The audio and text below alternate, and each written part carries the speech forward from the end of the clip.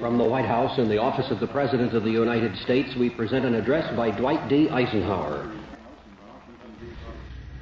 In the councils of government, we must guard against the acquisition of unwarranted influence, whether sought or unsought, by the military-industrial complex.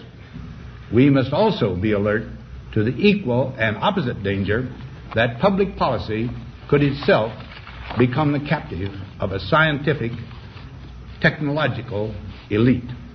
And we'll be faced with equally consequential decisions in the 21st century. Can a microscopic tag be implanted in a person's body to track his every movement? There's actual discussion about that. You will rule on that, mark my words, before your tenure is over.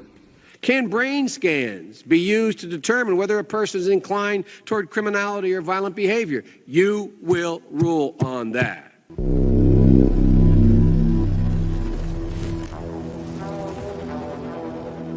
If you have enough data on a person, especially biometric data, and if you have enough computing power, you can understand that person better than the person understands himself or herself. And then you can control this person, manipulate them, and make decisions for them.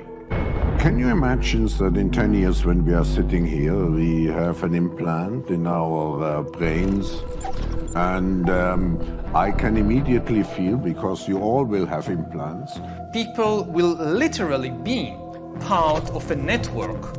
All the bodies, all the brains would be connected together to a network, and you won't be able to survive if you're disconnected from the net. With AI taking over many of the unskilled and possibly some of the skilled activities, then there will be people for whom seems to be society. It won't have much use for these people. We need to accept that there will be some pain in the process. I think we're going to have to think about a recalibration of a whole range of human rights that are playing out online. Individual carbon footprint tracker. Many of these things will be built directly into our bodies.